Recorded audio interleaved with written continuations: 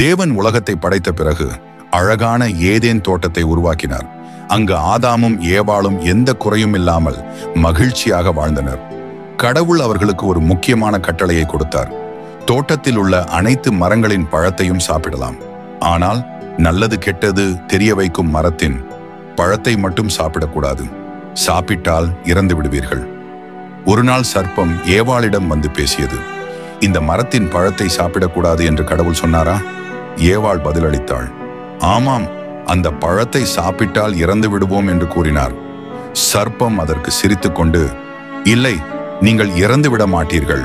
அந்த பழத்தை சாப்பிட்டால் நீங்கள் கடவுளைப் போல அறிவுடன் இருப்பீர்கள் என்றது.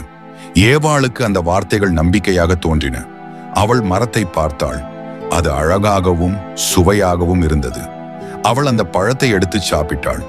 பிறகு ஆதாமுக்கும் கொடுத்தாள். அவனும் சாப்பிட்டான். உடனே அவர்கள் தங்கள் நிர்வாணம் தெரிய வந்ததை உணர்ந்தார்கள். அவர்கள் வெட்கத்துடன் இலைகளை உடையாக அணிந்து கொண்டார்கள். அந்த மாலை நேரத்தில் கடவுளின் குரல் கேட்டது.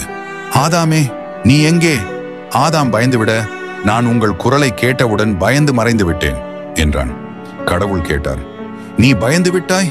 உன் நிர்வாணம் தெரியும் என்று யாராவது சொன்னார்களா? என் கட்டளையை மீறி அந்த மரத்தின் பழத்தை சாப்பிட்டு விட்டாயா?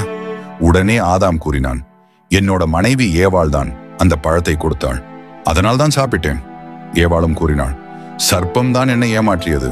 கடவுள் அவர்களை பார்த்து அவர்களுடைய தவறுக்கு தண்டனை விதித்தார். சர்ப்பத்துக்கு, இனிமேல் நீ மண்ணில் ஊர்ந்து செல்ல வேண்டும். நீ மனிதருக்கு எதிரியாக இருக்கும். ஏவாளுக்கு, நீ குழந்தைகளை பெற்றாலே பெரும் வேதனை அனுபவிக்க வேண்டியிருக்கும். ஆதாமுக்கு, நீ வியர்வை சிந்தி கடினமாக உழைத்தால்தான் உணவை பெற முடியும். மண்ணில் இருந்து வந்தாய், மறுபடியும் மண்ணிலேயே சேர்வாய். தேவன் ஆதாமையும் ஏவாளையும் ஏதேன் தோட்டத்திலிருந்து வெளியேற்றினார். இனி அவர்கள் தங்கள் சொந்த முயற்சியால் வாழ்க்கையை நடத்த வேண்டியிருந்தது. மீண்டும் தோட்டத்திற்குள் வர முடியாதபடி தேவதூதர் ஒரு மின்னும் வாளுடன் காப்பாளராக நியமிக்கப்பட்டார். கதையின் நிறைவு, மனிதனின் முதல் துக்கம் இங்கிருந்தே ஆரம்பமானது. ஆனால் தேவன் மனிதனை கைவிடவில்லை.